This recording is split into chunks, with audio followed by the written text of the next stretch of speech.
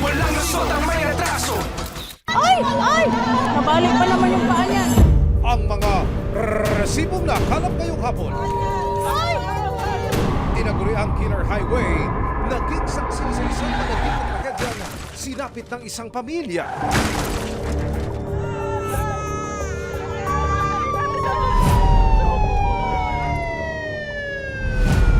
Sa cellphone video nakuha ng isang residente, maririnig pa ang ina na kinakausap ang kanyang mga anak.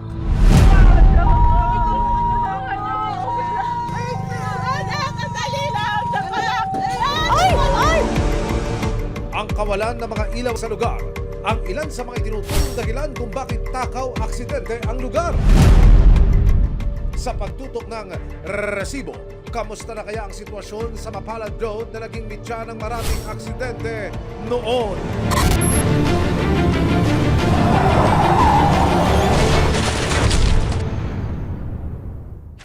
Sakit sa balakang na pinagalaw sa panghihilot, sa halip na gumaling, mas lalo pang lumala! Sakit, pero tinitiis. Kasi gusto mong bumalik. Gusto kong gumaling eh. Pero ang katwiran ng manghihilot, heavenly technique daw ito mula kay Lord. Nakikita ko si Jesus Christ. Nakikita ko siya for 100 times. Nakakapaghilot ako ng walang MRI, saka walang X-ray. Walang lusot ang may atraso, walang ligtas ang abusado. Bibigyan ng tugon ang bawat reklamo at hahanapan namin ng resibo. Magandang hapon, ako po si Emil Sumang. Sa isang iglap na sawi ang tatlong musmos nang maaksidente ang kanilang buong pamilya sa isang highway. Kawalan ng sapat na liwanag sa kalsada ang tinuturong dahilan kung bakit ito madalas pangyarihan ng aksidente. Makalipas ang mahigit isang taon, kamusta na nga ba ang nangungulilang ilaw ng tahanan? 2, 6 at 10 taong gulang, ito ang mga edad ng mga paslit na binawian ng buhay sa malagim na aksidente noong October 19, 2024. Habang ang kanilang ama naging kritikal at agaw buhay sa ospital, ayon sa inang si Myla Santillana. Bandang alas 10 ng gabi noong October 19, 2024 nang umuwi sila mula sa pinuntahang babang luksa ng kamag-anak. Magandang hapon, kami po'y nakikiramay sa ngalan po ng aking mga kasama sa programa. Paano mo ba nangyari noon, ma'am? Medyo malapit na po kami sa bahay namin nung nangyari po yun. May nakasalubong po na single yung asawa ko. Sakay ng tricycle na minamaneho ng kanyang asawa ang kanilang 4 na anak, habang si Myla nagmamaneho naman ng isa pang motor. Malayo po kasi ako dun eh. Para po kasing lumilipad yung mata ko nun. Nakasalubong nila ang isa pang umakarurot na motorsiklo sa Mapalad Road.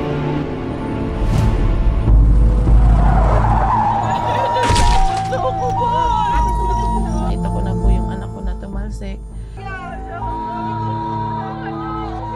Sumisigaw na lang po ako ng tulong. Nadalhin po kasi mga humihinga pa. Yung dalawa pong bata is mahina po yung tibok ng puso. Isang residente ang nakapag-video ng mga sumunod na pangyayari. Ay! Ay!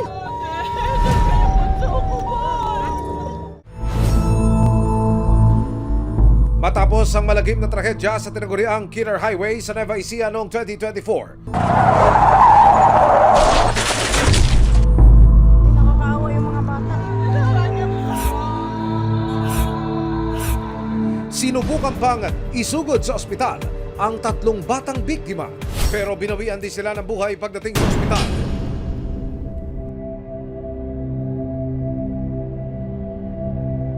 Ngayon po, maraming tao, pag minsan-minsan, parang nakakalimot, pero pagka naiisip ko na yung mga nangyari, hindi ko na naman maiwasan mag-isip. Habang lumilipas, basta hindi ko po talaga. Samantala, himala namang nakaligtas ang isa pang anak ni Myla. Ang nag-aagaw buhay noon na asawa ni Myla, nakasama niyang muli matapos ang halos 2 buwang gamutan sa ospital. Balipatay pa po yung half ng katawan niya. So hindi pa po talaga siya yung nakakalakad. Nang makapanayamang PNP Santa Rosa, tungkol sa trahedyang sinapit ng pamilya ni Myla, napag-alaman ng resibo na hindi raw ito ang unang beses na may nangyaring aksidente sa kalsada. Dahil po siguro to sa madilim po rito yung part na to, tapos pababa siya. Hindi siya makikita agad ma'am kung papunta ron o papunta rito. Medyo blind po kasi ma'am doon, mataas, tapos pababa po rito. Inilapit namin sa barangay ang problema sa kakulangan ng seguridad sa lugar. Pero ayon sa kapitan ng barangay Mapalad, unti-unti na nilang lalagyan ng CCTV camera sa ilang bahagi ng highway. Kagaya nitong nangyari na to, yun po isa po naming dadagdagan yung CCTV dito sa aming barangay. Lalo na po dun sa madalas na pinangyayarihan ng aksidente. At dahil sa sunod-sunod na trahedya, nangako rin ang barangay na maglalagay na rin sila ng kalagdagang street lights para hindi maging accident-prone ang kalsada. Dahil mag-isa nang itinataguyod ni Myla ang pamilya taong 2024, minabuti ng resibo na ilapit siya sa local government unit ng Santa Rosa at Cabanatuan City. Ngayon meron tayong pinoprovide na financial assistance dun sa mga solo parent natin na meron pang minor na anak katulad niya. We have offered na baka po pwede namin siyang ipasok sa livelihood assistance. Si Mr. Michael na bedridden ngayon, siguradong maraming pangangailangan niya medically. Nabigyan siya ng tulong pinansyal bilang pambayad sa naiwan pa nilang utang sa ospital. Makalipas ang 2 taon, binalikan ng resibo ang Mapalad Road sa Santa Rosa, Nueva Ecija. Ibinida sa amin ng opisyal ng Barangay Mapalad ang ilan sa mga na-install nilang CCTV cameras sa may highway. Ito po ang aming CCTV na kung saan kasama ang street light upang maging maliwanag. At dito po ay nakikita ang kahabaan ng aming barangay road ng Barangay Mapalad. Namo-monitor din po namin sa CCTV nito ang mga nangyayaring insidente kung meron man mga nagaganap. Matatandaang nagdagdag na sila ng street lights 2 buwan matapos ang aksidente. Since nung nagkaroon tayo ng aksidente dito sa area, sir, lagyan niya na, sir, ng street light yung area mismo na ano na yun. Ang magandang balita, mas lumiwanag pa ngayon sa kabaan ng highway dahil dumami na rin ang na-install nilang mga ilaw ngayong taon. Ito po yung mga street light namin, sir, na mga ipinagawa na regarding po na maging maliwanag yung aming highway para maiwasan po yung mga insidente. Kompleto na po ito, 100%. Muli namang nangako ang Barangay Mapalad na sa mga susunod pang buwan, daragdagan pa raw nila ang mga CCTV camera. This April or May, magkakaroon na ito ng CCTV, sir. Kaya may pundo naman na para dito sa CCTV. Patuloy din ang pag-iikot ng mga barangay tanod sa lugar para masigurong makaka-responde agad sila sa mga aksidente. Mas nabawasan, sir, compare natin doon, sir, na yung wala talaga siyang nakalagay na street light at saka yung CCTV, sir. Malaking tulong ng CCTV, sir, sa pagmumonitor namin dito. Kinumusta rin namin ang pamilya ni Myla dahil sa ibinigay na psychological intervention ng City Social Welfare and Development Office ng Cabanatuan City. Unti-unti na raw nalalampasan ng kanyang anak ang naranasang trauma dahil sa aksidente. Matagal daw na naparalisa ang asawa ni Myla na si Michael dahil sa tinamong brain injury. Pero sariwa pa rin daw sa alaala ni Myla ang unang beses na nahawakan ulit ni Michael ang kanyang kamay.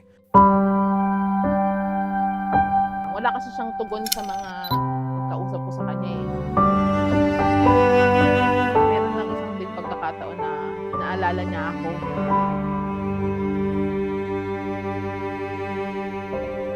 Pero sa gitna ng pakikipag-usap ng resibo kay Myla, hindi niya napigilang maluha. Nang kamustahin kasi namin ang kanyang asawa, ibinalita niyang pumanaw na raw si Michael noong nakaraang taon.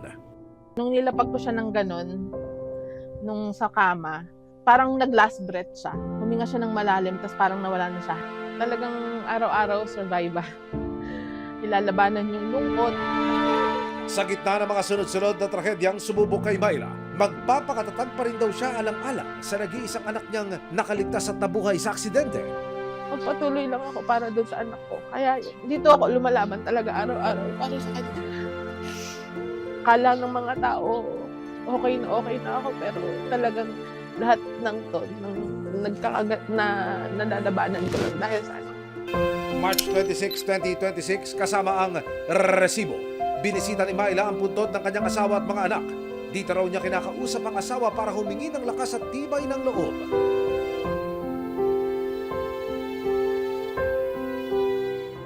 Hindi hindi namin kayo kakalimutan. Parati lang kayo sa puso namin. Basta pangako babalik kami dito.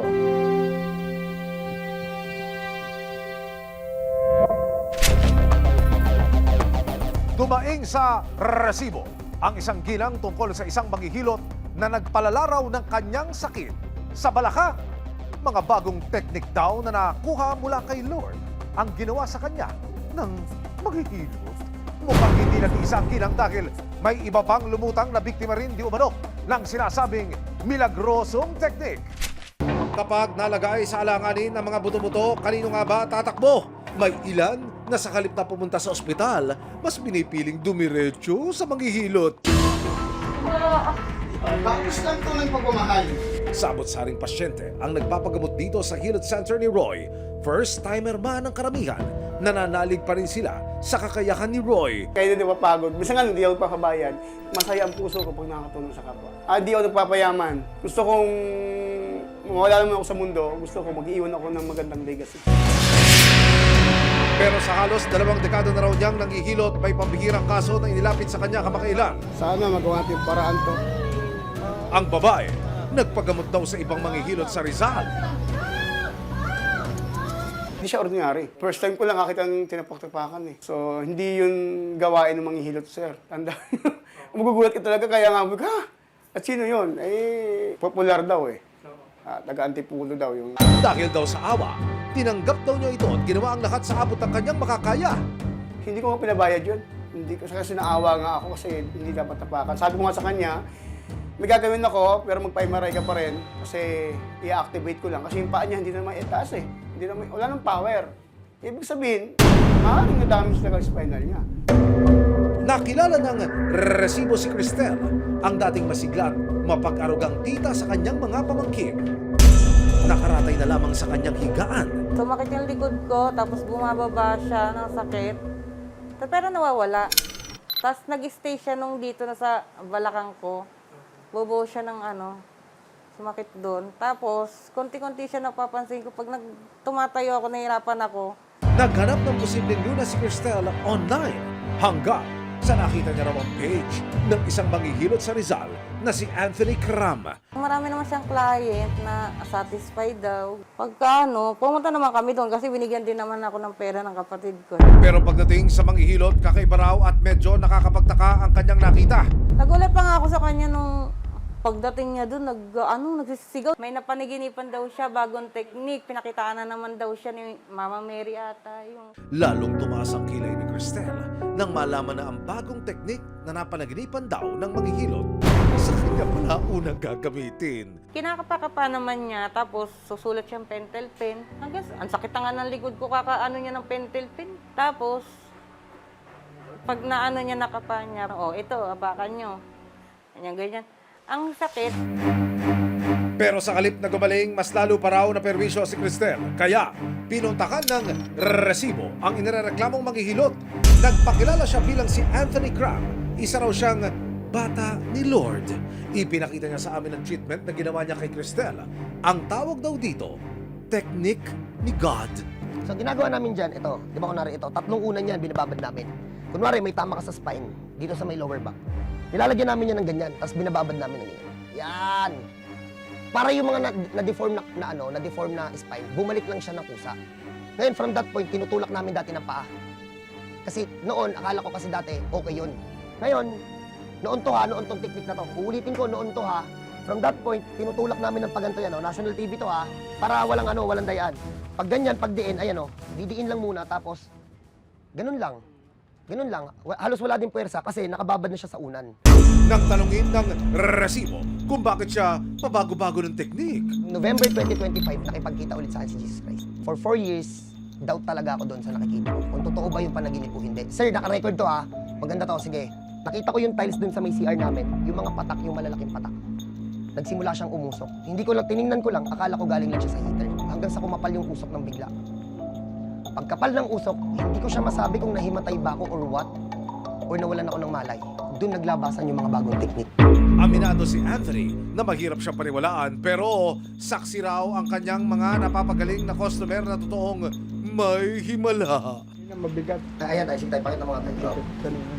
Sulit naman, sulit. Wow, sulit naman. Nagkaroon to ng calling. Hindi ko talaga siya ginawa lang ng trip lang. Nakakapaghilot ako ng walang MRI, saka walang X-ray kasi nakikita ko yung mga nasa loob. Depensa rin ni Anthony, hindi na raw niya mababantayan kung ano ang gagawin ng kanilang mga pasyente pagkatapos ng session. Bago sila umalis dito, okay yan lahat. Lahat yan nakakalakad. Ang naging problema, binibili namin lahat ng mga bawal. Paglabas lang ng hilutan namin, hindi namin nababantayan kung sumunod o hindi. Si Cristel naman, hanggang ngayon masama pa rin ang loob sa ginawa sa kanya. Ang sakit, pero tinitiis. Kasi gusto kong bumalik. Titiisin. Hindi, ito lang yung sa kanya lang talaga eh. Nung nakaraan, okay pa ako. Nakakaligo ako, nakakain ako, nakaupo. Nung pumunta ako sa kanya, hirap na ako. January 23, 2026, inilapit ng resibo si Cristel sa isang physiatrist o yung eksperto sa physical medicine at rehabilitation. Base raw sa MRI ni Cristel, mayroon siyang vertebral osteomyelitis. Given the case of the patient na may infection siya na kumalat sa buto, sinira ng infection yung buto, even as simple as bending forward, lifting heavy objects, pagyuko, pag-twist ng katawan, could have caused the compression deformity.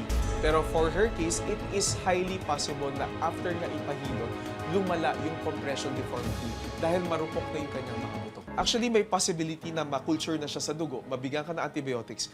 After matreat yung infection, mag-i-improve ka, pero titignan muna natin kung there will be a need for surgery or not. Ayon sa Philippine Institute of Traditional and Alternative Healthcare, may mahigpit silang mga patakaran pagdating sa pagbibigay lunas sa iba't ibang karamdaman. Sila po ay dapat nag-graduate, aral sa isang accredited training, hilot training institution ng PITAC. Dagdag pa ng ahensya, kailangan maging maingat ng mga manghihilot lalo na't may mga pagkakataong hindi nila inaatrasan ang mga may problema sa maselang bahagi ng katawan tulad ng spine. Nung chinek namin, wala sila sa active list ngayon ng certified na hilot ng PITAC. Kung maaari, sila ay mag-register with us. Pero hindi nag-iisa si Cristel dahil may iba pang lumutang na biktima din daw ng teknik ng manghihilot. Nag-message sa akin yung kasama ko, pre, andun si Anthony Cram sa palabas na resibo. Taong 2025, nang unang lumapit si Ramon, hindi niya tunay na pangalan kay Anthony. Daing niya ang matinding pananakit ng kanyang kanang binti. Naengganyo raw kasi siya nang makita mga video ng manghihilot online. Nag-search, pag-browse ko, nakita ko po yung page ni Anthony Cram. Tapos, may napanood ako dun sa video na same kami nung kaso nung lalaki. Tapos, naging okay. Nakalakad naman. Kaya parang naengganyo po ako. Tapos, ginuhitan niya po yung likod ko ng pentel pen na dala-dala niya. Inikisan niya yung part na tatapakan. Nagulat ako, kala ko kung paano gagawin niya. Yung pala tapak. Tapak yung way nila ng paghilot. No choice na din naman, nakasalang na po ako dun. Sa sobrang desperado ko po na makalakad, na maging maayos ako ulit. Ginoko po. Naku, mukhang may nauna ng napagsampulan ng sinasabing bagong teknik ng manghihilot. Nung December 3, bumalik kami doon kasi nga sabi baka doon sa way na yun makakalakad na ako. Nung pagdating niya, may binanggit siya kagad. Yun nga daw po yung bagong teknik. Napanaginipan niya raw si Papa God. May bago daw siyang teknik na sa amin i-a-apply. Kami ang unang-unang niyang a-applyan. Ang nangyari naman po nun, 5 ulit. 5 rounds niya po ako inapakan. Pagkatapos ng second session, hindi na raw makalakad at makatayo si Ramon. January 12, 2026, nagdesisyon si Ramon na mapatingin na sa ospital. Pag-check up sa akin, sabi po sa akin ng doktor doon, need mo na operahan kasi hindi ka na makagalaw. Ano yung sabi sa akin? Nung time na yun, sabi ko sa kanya, etong March na 12, sabi ko sa kanya, wala po ba kayong gagawing aksyon? Dagdag pa ni Ramon, nag-message siya kay Anthony Cram para ipaalam ang kanyang sitwasyon. Pero nang sumagot sa kanya ang nagpakilalang empleyado ng manghihilot. Nag-text ako sa kanya na baka pwedeng tulungan niya po ako. Tapos sagot niya, ano po yun sir, need ko po kasi ng pampaopera, medyo po malaki yung kailangan ko. Kayo ang dahilan ko bakit ako hindi makalakad. Parang tinakot niya pa po ako dito. Sabi niya, alam niyo po ba, pag na-operahan kayo, walang kasiguraduhin na makakalakad kayo ulit. Sinisigil ni Ramon ang manghihilot ng danyos sa mga ginastos niya sa ospital at pinsalang natamo. Dahil sa kondisyon, hindi na siya nakapagtatrabaho at hindi pa rin siya makalakad. Naiyak na lang ako. Sabi ko, Ayaw ko. Sabi ko may anak ako. Sabi ko gusto ko na sumuko. Sabi ko hindi ko pwedeng sabi ko hindi na ako babalik. Hindi na pa ako babalik dun kasi sabi ko wala, hindi talaga kaya. Para makuha ang kanyang panig sa reklamo ni Ramon, muling sinadya ng resibo si Anthony. Magtatanong po sana kami kung pwede po ba namin makausap si Sir Anthony Cram po. May mga bagong nagre-reklamo po kasi. Pero ayon sa kapatid na manghihilot na humarap sa amin, hindi na raw haharap si Cram sa aming programa. Si Ramon naman, desididong sampakan ng reklamo ang manghihilot. Naniniwala raw kasi siya na lumala ang kanyang kalagayan matapos ang 2 session sa kanya. Gusto ko po sana siya masampa ng kaso. Sagutin niya yung pagpapagamot ko, tsaka yung danyos po talaga. Kasi ang tagal na po, mula November hanggang ngayon po, wala akong income eh. Wala akong nakukuha na ng income para matustusan. May anak din po ako. Inilapit ng resibo sa Philippine Institute of Traditional and Alternative Healthcare o PITAC ang problema ni Ramon. Ayon sa PITAC, tulad ng sitwasyon ni Cristel na kanila nang inilapit sa Department of Justice at NBI, tutulungan daw nila si Ramon sa abot na kanilang makakaya nang masimula na ang pagsasampa ng reklamo laban sa manghihilot. More than that, palaging ang bottom line ay yung safety. Whether ikaw ay nasaan mang larangan ng panggagamot, whether ito ay traditional or ito ay modern or western medicine or allopathic medicine, first do no harm. Principle yan sa medisina di ba? Huwag mong sasaktan yung kliyente mo or yung pasyente mo. Para sa akin, yung mga ganon, dapat maging mapanuri din ang ating publiko at yung mismong manggagamot, dapat alam din niya kung saan ang hangganan niya.